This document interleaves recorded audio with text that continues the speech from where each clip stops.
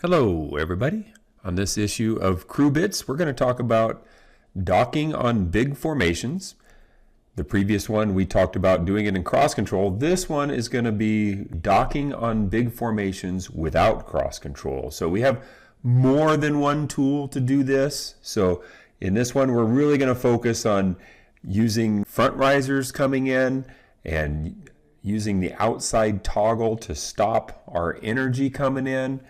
We're really going to focus on what should we be looking at. We're going to show you the sight picture that you should be seeing before you come in and dock. We're going to talk about communication between the wing and the lockup or subsequent lockups, how we need to be leading in our lockups. There's no better feeling in the world than a wing. Once I dock as a wing, my lockup's already there to lock me up. All right. Before I push play on this video, we're going to take a look at the views here. So the big picture here, we have the video from behind, and you can see the wing and lockup off to the left. And then the upper right hand corner, we got the wing view. So this is what the wing flyer has a GoPro on their helmet, what they're looking at. And then the bottom right hand corner, we've got the lockup view. So first thing I want to do is I want to look at the behind view here. Look at the wing and the lockup relationship to the formation. See, the wing is trying to keep their altitude relative to the slot they're going to dock off. But look at the lockup. The lockup's actually in front of the wing on the exact same altitude. The other thing I want to point out here is you can see on the wing view the altitude that they're at. They're going to be docking on that person, but from their point of view, they're up one slot. And so right now they're too high, but they're staging, waiting on the higher side to make sure that they can dock. All right, so let's push play. And so we've got the last three people coming in on this 9-way. They're docking the row 4 wing and lockup. And just as number 9's coming on, I'm going to freeze the frame here. And what I want you to look at is here's number 9 coming up. And I want you to notice where they're at relative to the formation. So they're going to be docking on the people that number 9 is docking on.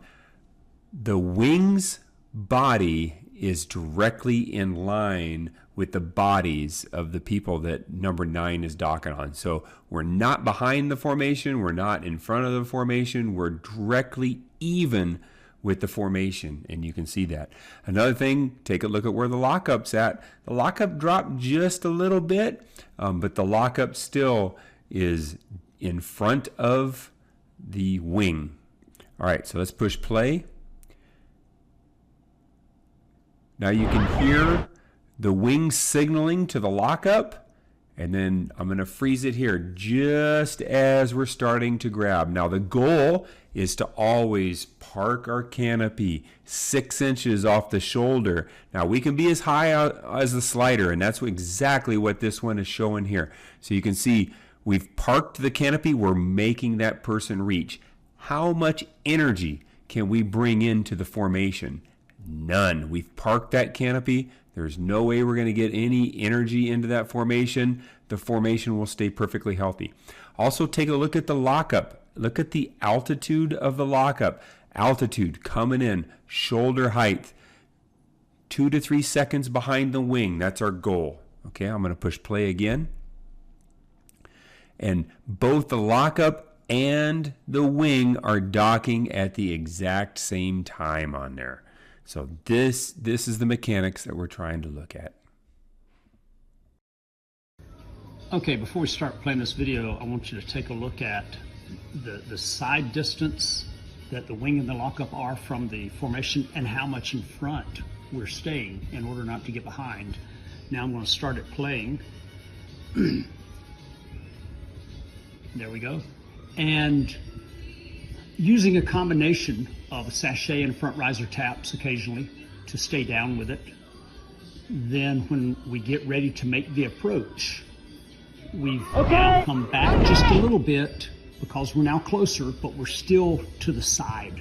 Again, avoiding getting behind.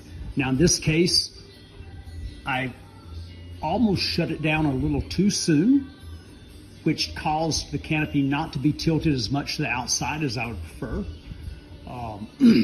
And it was a little flatter, so I had to use more riser control. Remember, the ideal way to dock is docking with the most tilt to the outside so that that kills absolutely all your energy. And do it from the side, never getting behind. Okay, now we're gonna play it at half speed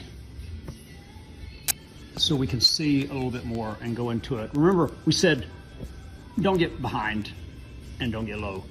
And the reason is because when you do that, you're going to give some upward momentum to it, and you're not able to really tilt your canopy to bleed off your energy like you can with this technique.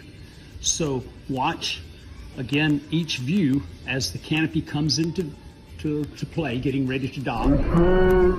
And now both the wing and the lock up, they've decided to make the move. We're coming in level. Again, just using some riser taps or brake taps. There's the tilt. If I had docked right there, that would have been the perfect dock, but I was still able to salvage it and put pretty much a no momentum dock.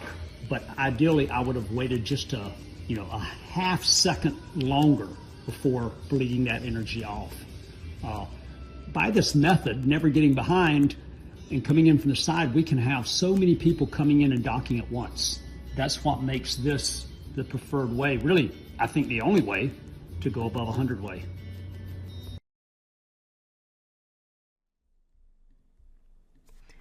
Here is the video of one of my approaches. My usual set position is on the level with the wing that I will be docking on the formation.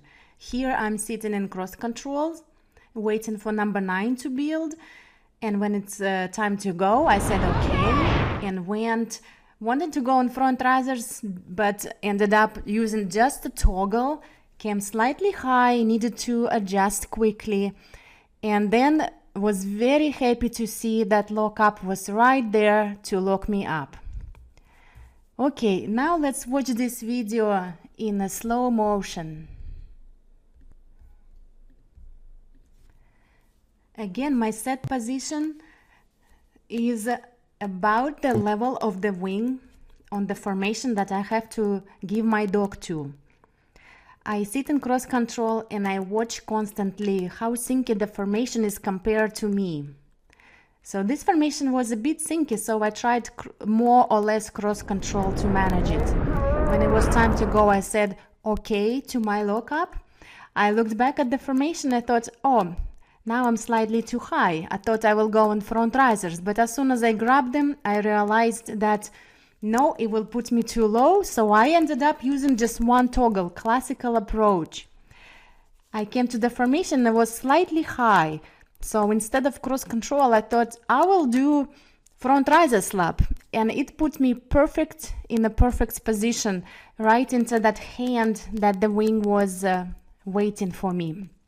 So after the dock, my lockup came immediately, and my hand was on the front riser, outside front riser, which allowed me to level my canopy and just grab that lockup immediately. Thank you very much.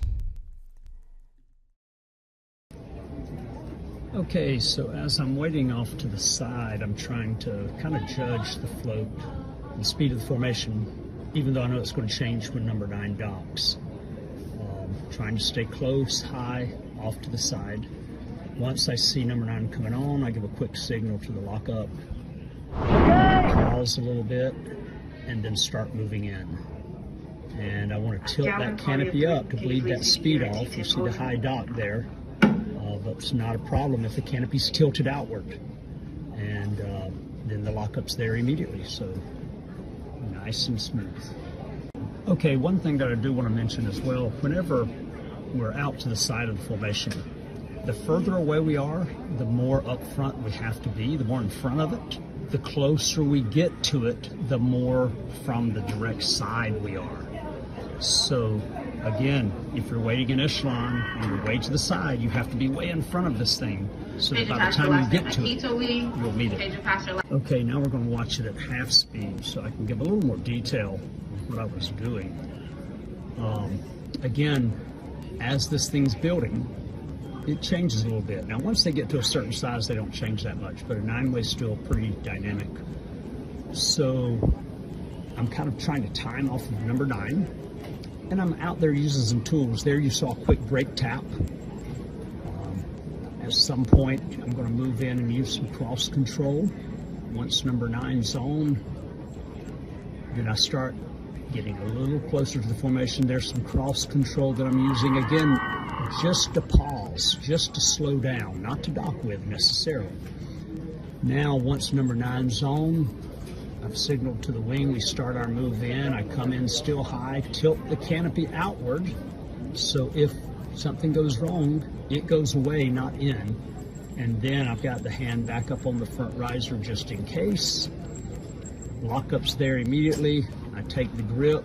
Once the grip is taken, I want to get my hands back in whatever controls that I need and trim the canopy out as gently as possible, trying not to tilt the formation. And that's it. So in this video, what happens if a wing or lockup goes low?